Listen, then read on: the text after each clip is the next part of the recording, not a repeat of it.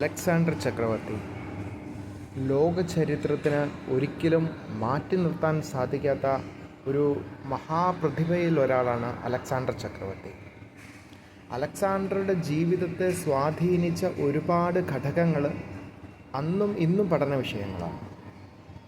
കാരണം എന്തായിരുന്നു അദ്ദേഹത്തിൻ്റെ പ്രത്യേകത?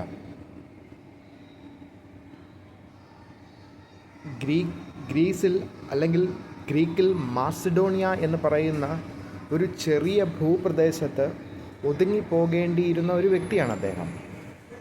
ആരാണ് അദ്ദേഹത്തിൻ്റെ പിതാവ്? ജെയിംസ് ഫസ്റ്റ്, അദ്ദേഹത്തിൻ്റെ മകനായ ജെയിംസ് സെക്കൻഡ്. ഇതാണ് അദ്ദേഹത്തിൻ്റെ അപ്പനും വല്യപ്പനും. ജെയിംസ് സെക്കൻഡിൻ്റെ മകനായിട്ടാണ് അലക്സാണ്ടർ ജനിക്കുന്നത്. ആരാണ് അമ്മ? അമ്മയുടെ പേരാണ് കൊളംബിയ. ജെയിംസ് സെക്കൻഡിൻ്റെ അല്ലെങ്കിൽ ജെയിംസ് രണ്ടാമൻ രാജാവിൻ്റെ അത്ര പ്രധാനപ്പെട്ട ഭാര്യയായിരുന്നില്ല അവർ. പക്ഷേ എങ്കിലും മാസിഡോണിയയുടെ അമരക്കാരനായിട്ട് അധികാരത്തിലേക്ക് വരാൻ അലക്സാണ്ടറിനേക്കാൾ കഴിവുള്ളവനായിട്ട് ആരും ആ രാജ്യത്തുണ്ടായിരുന്നില്ല. എന്താണ് അതിൻ്റെ ഒരു കാരണമെന്ന് ചോദിച്ചാൽ അദ്ദേഹത്തിൻ്റെ ലഭിച്ച ട്രെയിനിങ് തന്നെയാണ്. കാരണം അമ്മയ്ക്ക് വളരെ ഹോബിയായ ഒരു കാര്യമുണ്ടായിരുന്നു, പാമ്പ് വളർത്തൽ. കാരണം അലക്സാണ്ടർ ജനിച്ച് വീഴുന്ന സമയത്ത് അദ്ദേഹത്തിന് കൂട്ടായിട്ടുണ്ടായിരുന്നത് ഈ അമ്മയും ആ അമ്മയ്ക്ക് ചുറ്റും കിടക്കുന്ന ഈ പാമ്പിൻ കൂട്ടവും മാത്രമായിരുന്നു. കാരണം ജെയിംസ് സെക്കൻഡിന് ഈ ഭാര്യയോട് അത്ര വലിയ താല്പര്യമൊന്നും ഉണ്ടായിരുന്നില്ല. അങ്ങനെ അവരുടെ ബന്ധത്തിലുണ്ടായ ഒരു കുഞ്ഞാണ് അലക്സാണ്ടർ എന്ന് പറയുന്നത്. അദ്ദേഹം ത്തിൻ്റെ ജീവിതത്തിൽ ഒരു നിർണായക ഘടകം വരുന്നത്, ഒരു ദിവസം കൊട്ടാരത്തിൽ ഒരു കുതിര വന്നു. അപ്പം ആ കുതിരേനെ നിയന്ത്രിക്കാനായിട്ട് ആ കൊട്ടാരത്തിലുള്ള ഒരു മനുഷ്യനും സാധിക്കുന്നില്ല. കാരണം അത്രയ്ക്കും അപകടകാരിയാണ് ആ കുതിര. കാരണം എല്ലാവരെയും ആ കുതിരപ്പുറത്തേക്ക് കയറാൻ ശ്രമിക്കുന്ന എല്ലാവരെയും ആ കുതിര അടിച്ച് താഴ്ത്തിടും.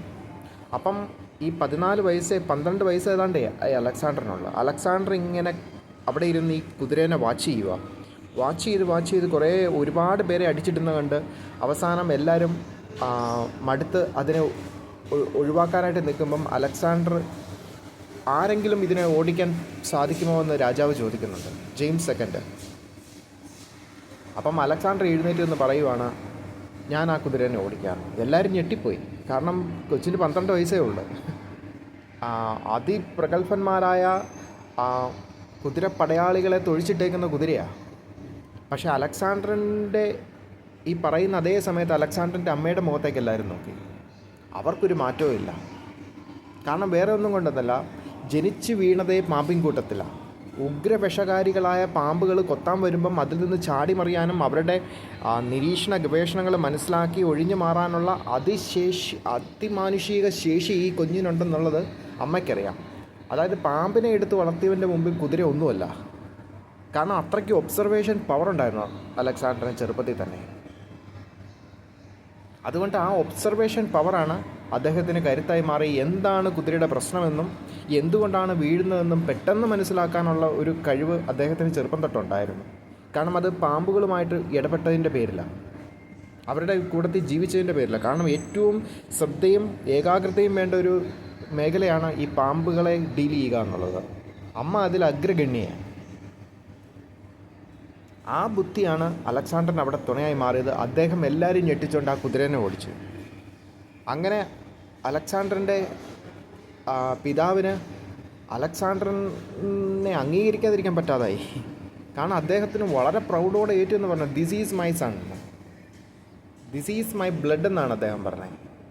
കാരണം അദ്ദേഹത്തിന് പോലും വിശ്വസിക്കാൻ പറ്റാത്ത രീതിയിൽ അദ്ദേഹത്തിൻ്റെ ജീവൻ്റെ ഭാഗമായി അവൻ മാറിക്കഴിഞ്ഞു. പിന്നെ മാസിഡോണിയയ്ക്ക് അലക്സാണ്ടറിനെ അംഗീകരിക്കാതിരിക്കേണ്ടതിൻ്റെ ഒരു ആവശ്യകത വന്നില്ല. പിന്നീടാണ് അലക്സാണ്ടറിൻ്റെ ഒരു യുഗം തുടങ്ങുന്നത്.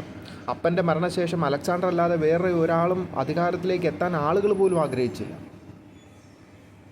അങ്ങനെ മാസിഡോണിയയുടെ അധികാരത്തിൽ വന്ന് അദ്ദേഹം നേടിയ ഒരു വിജയമാണ് ലോകത്ത് ഏറ്റവും കൂടുതൽ ശ്രദ്ധയാകർഷിച്ചത്. കാരണം കീഴടക്കിയ ഭൂഖണ്ഡങ്ങൾ, കാരണം മാസിഡോണിയയിൽ അതുവരെ മെഡിറ്ററേനിയൻ കടലിൻ്റെ അപ്പുറത്ത് നിന്ന് ആരെങ്കിലും അറ്റാക്ക് വന്നാൽ വാട്ടർ ഫൈറ്റിംഗ്, അതായത് കടൽ യുദ്ധത്തിലൂടെ കടലിൽ തന്നെ അവരെ തിരിച്ചുവിടുന്ന രീതിയിലുള്ള യുദ്ധം നടത്തുന്ന മാസിഡോണിയയുടെ കാവൽ ഭടന്മാരാണ്, യൂറോപ്പിൻ്റെ കാവൽ ഭടന്മാരാണ് ഈ സ്പാർട്ടൻസ് എന്ന് പറയുന്ന ഈ മാസിഡോണിയൻ സൈന്യനിര. ഇവിടെയാണ് അലക്സാണ്ടർ അധികാരത്തിലേക്ക് വരുന്നത്. അപ്പം അദ്ദേഹത്തിന് എല്ലാ പ്രാവശ്യവും കടൽ കടന്ന് മാസിഡോണിയയിലേക്ക് വന്ന് കടലിലൂടെ വന്ന് തങ്ങളെ ആക്രമിക്കുന്ന ആളുകളെയൊക്കെ ഒന്ന് കാണണമെന്നും പരിചയപ്പെടണമെന്നും അങ്ങോട്ട് ചെന്ന് യുദ്ധം ചെയ്യണമെന്നും ഒരാഗ്രഹമായി. അദ്ദേഹം പിന്നെ നേരെ മാസിഡോണിയയിൽ നിന്ന് ബാക്കിലേക്ക് യൂറോപ്പ് മൊത്തം കീഴടക്കി കഴിഞ്ഞപ്പം അദ്ദേഹത്തിന് പുതിയ ആശയമാണ് മെഡിറ്ററേനിയൻ കടൽ താണ്ടി പേർഷ്യ മുഴുവൻ കീഴടക്കണമെന്ന്. അങ്ങനെ മെഡിറ്ററേനിയൻ കടൽ താണ്ടി സ്പാർട്ടൻ സൈന്യനിര പേർഷ്യ മുഴുവൻ കീഴടക്കി. പേർഷ്യ എന്ന് പറയുന്ന ഇന്ന് കാണുന്ന തുർക്കി തൊട്ട് ഇങ്ങ് അഫ്ഗാൻ, പാകിസ്ഥാൻ വരെ വന്നിരിക്കുന്ന രാജ്യങ്ങളാണ്. ഇത്രയും രാജ്യങ്ങളെ അദ്ദേഹം കീഴടക്കി. അത് മാത്രമല്ല, സിന്ധു നദിയുടെ തീരത്ത് വന്ന് ഇൻഡക്സിൻ്റെ തീരത്ത് വന്ന് സിന്ധു നദി കടന്ന് ഇന്ത്യയിൽ പോറസിനെ യുദ്ധം ചെയ്ത് തോൽപ്പിച്ചു. അങ്ങനെ പോറസിനെ യുദ്ധം ചെയ്ത് തോൽപ്പിച്ചിട്ട് അദ്ദേഹത്തിനൊരു പനി പിടിച്ചു. അതിൻ്റെ ഭാഗമായിട്ട് അദ്ദേഹത്തിന് അപ്പൻ സമ്മാനിച്ച ആ അപകടകാരിയായ കുതിരേനെ അദ്ദേഹത്തിന് അവിടെ വെച്ച് നഷ്ടപ്പെടുകയും ചെയ്തു. അങ്ങനെ കീഴടക്കിയ ഇന്ത്യ പോറസിന് തന്നെ തിരിച്ചു കൊടുത്ത് അദ്ദേഹം തിരിച്ചു പോവുക ചെയ്തത്. തിരിച്ചു പോകുന്ന ഇടയ്ക്ക് അദ്ദേഹത്തിന് പനി പിടിച്ച് അദ്ദേഹം മരിച്ചു. എന്നിട്ടും അലക്സാണ്ടർ ലോകം കീഴടക്കിയ രാജാവായിട്ട് അറിയപ്പെടാനുള്ള ഒന്നാമത്തെ കാരണം ഈ കീഴടക്കിയ ഭൂഖണ്ഡങ്ങളൊന്നും അത്രമാത്രം ശക്തമായിരുന്നില്ല ബാക്കിയുണ്ടായിരുന്നതൊന്നും. കാരണം യൂറോപ്പ് മുഴുവൻ കീഴടക്കി, മിഡിൽ ഈസ്റ്റ് മുഴുവൻ കീഴടക്കി, ഇന്ത്യയിൽ വന്ന് അതിശക്തനായ ഒരു രാജാവിനെയും പരാജയപ്പെടുത്തി. അദ്ദേഹത്തിൻ്റെ ശാരീരിക ക്ഷമത അല്ലെങ്കിൽ അദ്ദേഹത്തിന് പനി എന്ന് പറയുന്ന ഒരു അസുഖം നിയന്ത്രിക്കാൻ പറ്റാതായതുകൊണ്ടാണ് അവിടെ വെച്ച് അവസാനിപ്പിക്കേണ്ടി വന്നത്. അല്ലെങ്കിൽ അത് പിന്നെയും പോയേനെ.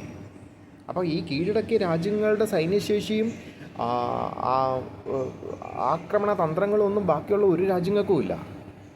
അതുകൊണ്ടാണ് അലക്സാണ്ടറിനെ ലോകം കീഴടക്കിയ ചക്രവർത്തിയായിട്ട് എന്നും വാഴ്ത്തപ്പെടുന്നതും എന്നും കാണുന്നതും. ഇതിനെല്ലാം അദ്ദേഹത്തിനെ നയിച്ച അദ്ദേഹത്തിൻ്റെ ഏറ്റവും വലിയ കഴിവ് എന്ന് പറയുന്നത് ഏകാഗ്രതയും കാര്യങ്ങളെ പെട്ടെന്ന് മനസ്സിലാക്കാനുള്ള പാമ്പിൻ്റെ ശേഷിയുമായിരുന്നു. അത് അദ്ദേഹത്തിൻ്റെ ഒബ്സർവേഷൻ പവറാണ്.